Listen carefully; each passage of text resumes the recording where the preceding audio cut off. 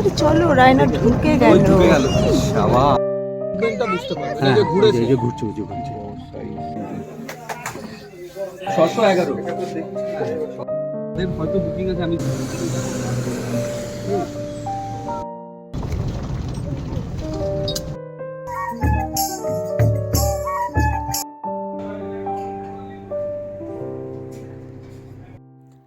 Hello everyone, কেমন আছেন সবাই?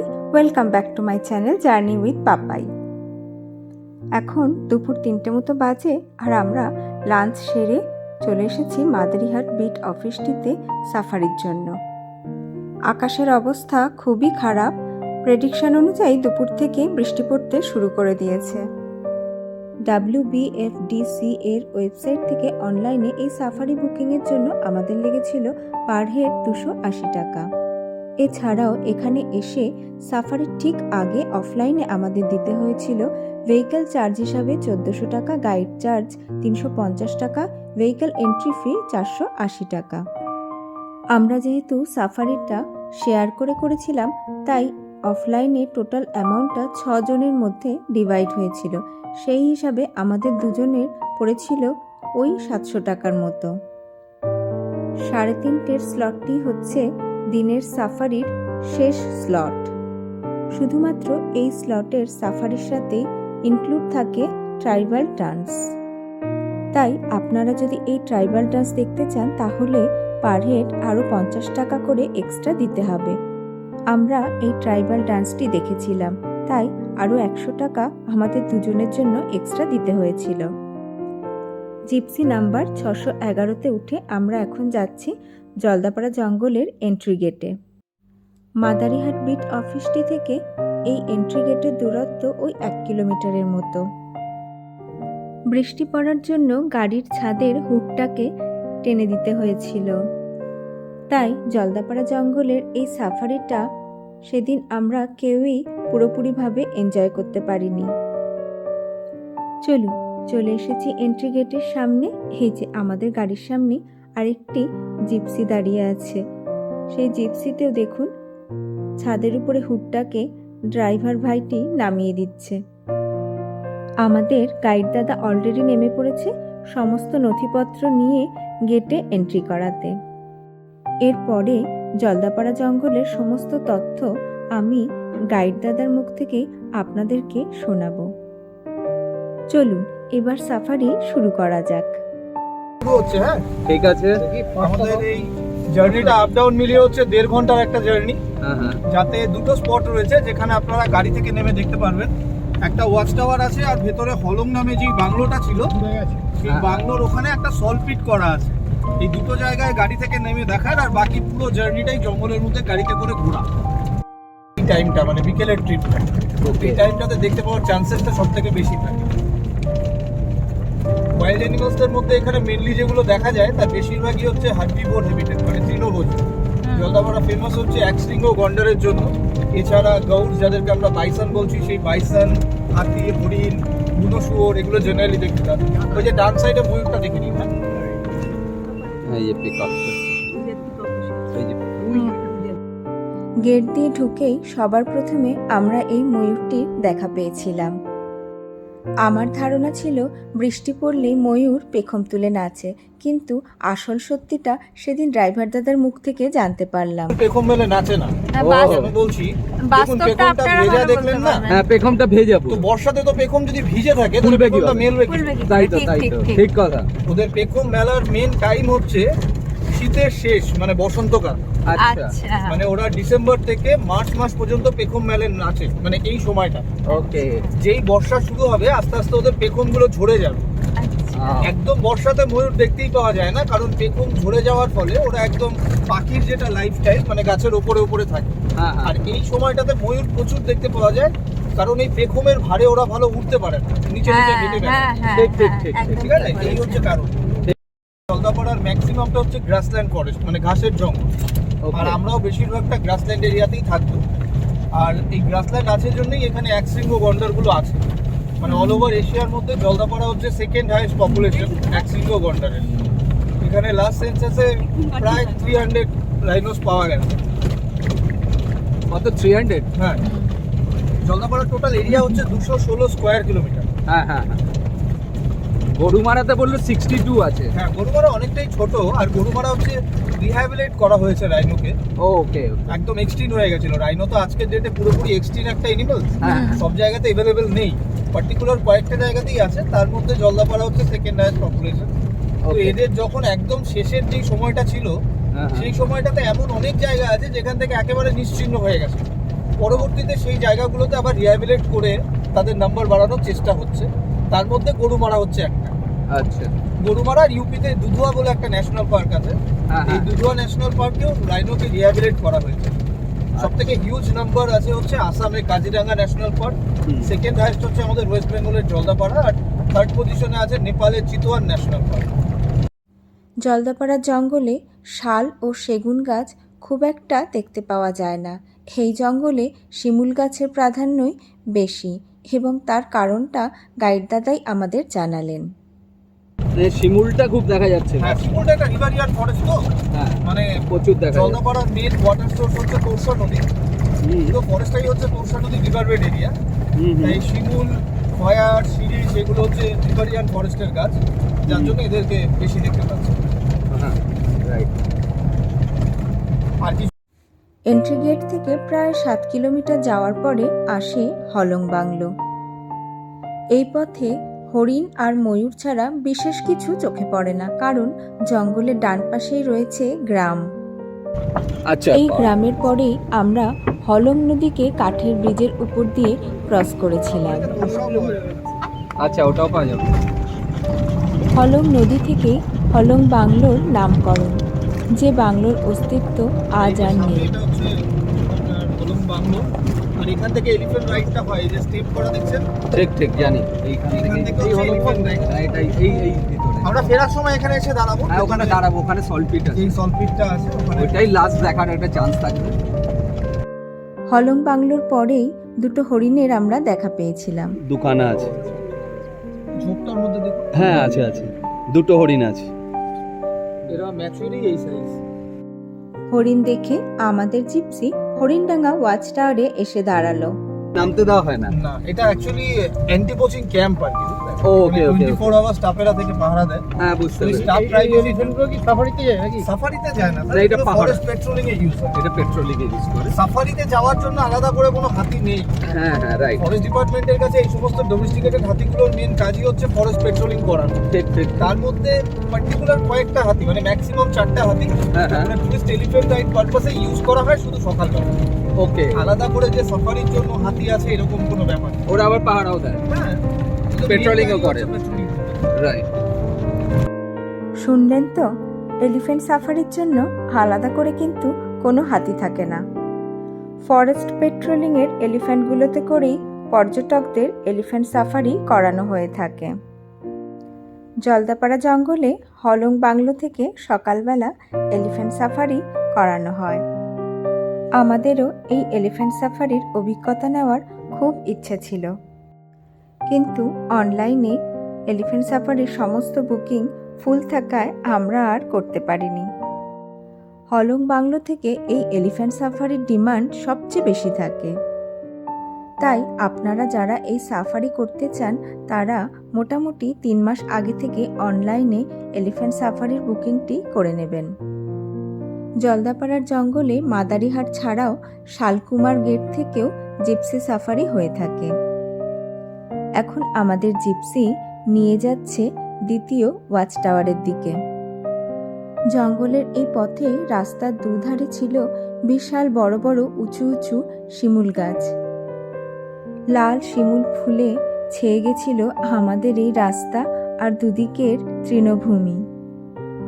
চারিদিকে ছিল বসন্তের ছোঁয়া। এই পথেই আমরা দেখা পেয়েছিলাম প্রচুর সাম্বার ডিয়ারের। হ্যাঁ, ওটা হচ্ছে মেল। ওটা male। অ্যান্টেলার আছে। হুম হুম, হরিণের মধ্যে মেলদের অ্যান্টেলার হয়, ফিমেলদের হয়। রাইট।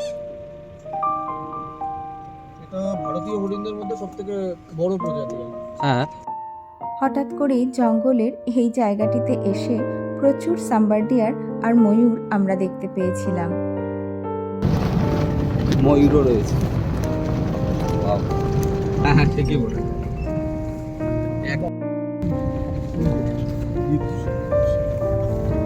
দেখে যাচ্ছি। ওই পাশেও প্রচুর সাবমারিন। হ্যাঁ নিয়েছি। আজকের সাফারির এর পরের গন্তব্য ছিল জলদাপাড়া ওয়াচ টাওয়ার। এখানেও ফরেস্ট পেট্রোলিংয়ের 2টি হাতি রাখা ছিল। আমরা যখন এই জায়গাটিতে এসে পৌঁছালাম তখন পর্যটকের বেশ ভিড় জমে গিয়েছিল। এখানেও রয়েছে সল্ট পিট এবং এই সল্ট খেতে যখন বন্যপ্রাণীরা আসে তখন পর্যটকরা তাদের দেখতে পায়। সামনের এই ন্যাড়া গাছটির গোড়াতেই সল্ট পিট করা আছে। তবে সল্ট পিটে সেদিন আমরা কোনো বন্যপ্রাণী দেখতে পাইনি। এই পাশেই রয়েছে ওয়াচ টাওয়ার।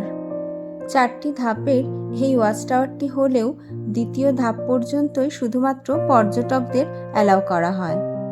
চলুন ওয়াচ টাওয়ারের ওপরে উঠে একবার জঙ্গলটিকে ভালো করে দেখে নিই। সেদিন আকাশের অবস্থা এতটাই খারাপ ছিল যে ওয়াচ টাওয়ারে উঠেও আমার চোখে কিছুই ধরা পড়েনি। ভিজিবিলিটি এতটাই কম ছিল যে দূরের সবকিছুই ছিল ঝাপসা। জঙ্গলে গেলেই সবসময় যে বন্যপ্রাণীর দেখা পাওয়া যাবে এরকম কিন্তু কোনো কথা নেই।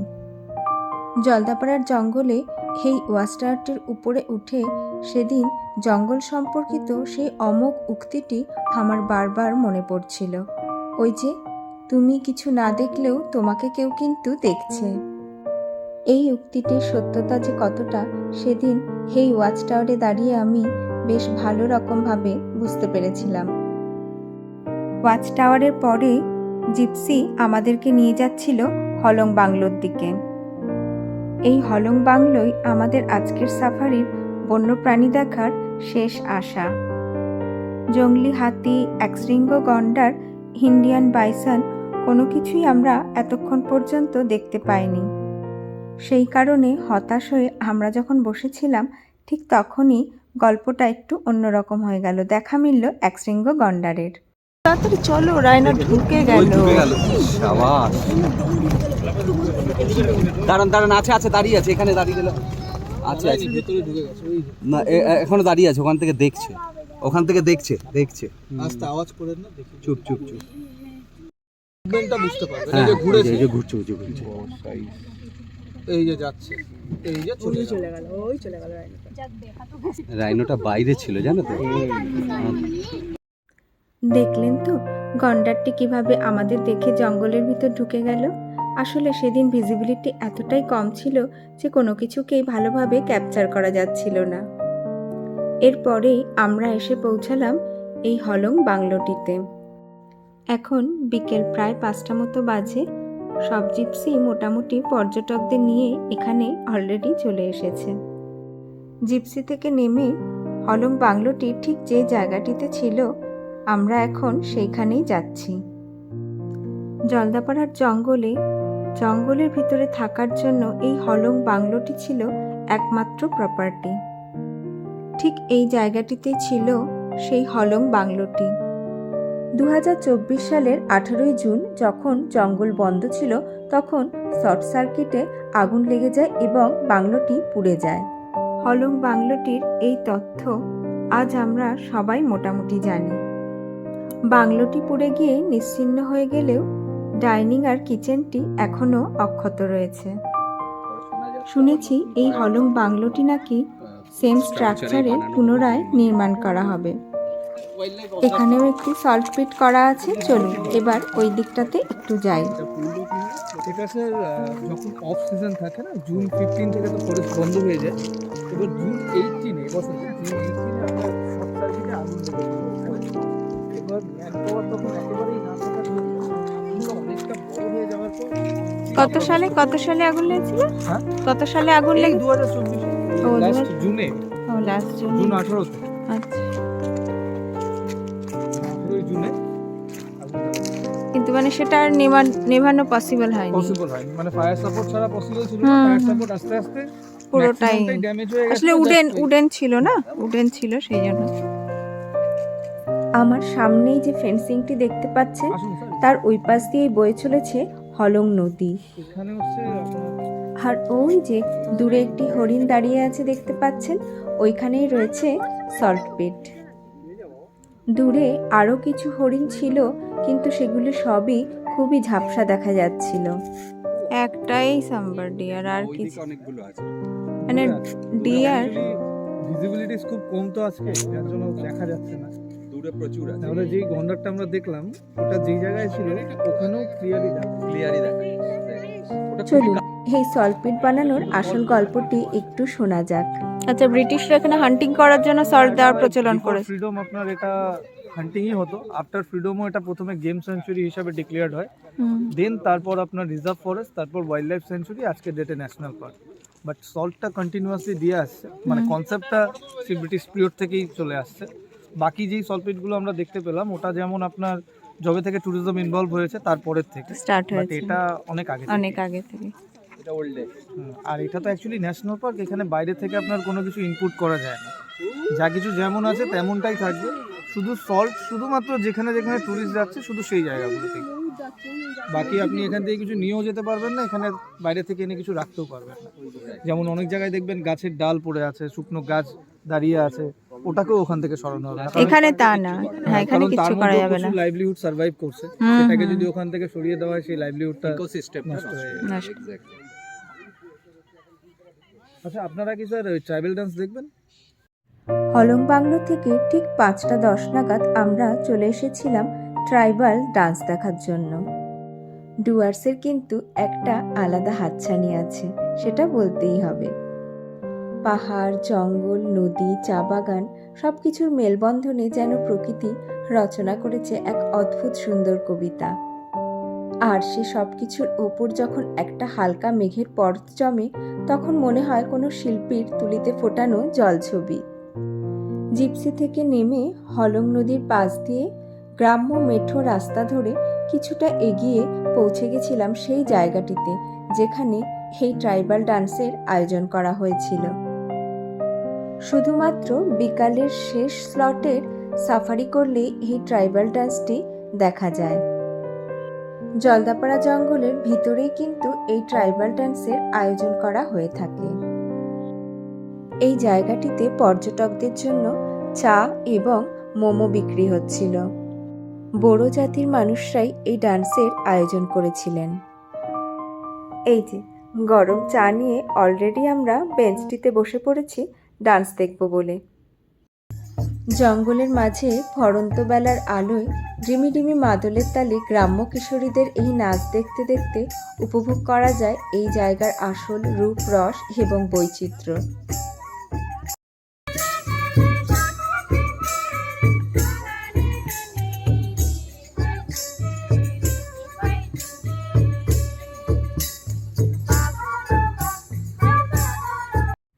বড়ো জাতির এই সুন্দর লোকনৃত্যে বিভোর হয়ে 8 ঘন্টা সময় যে আমাদের কোথা দিয়ে কেটে গেছে আমরা দুজনেই তা বুঝতেই পারিনি।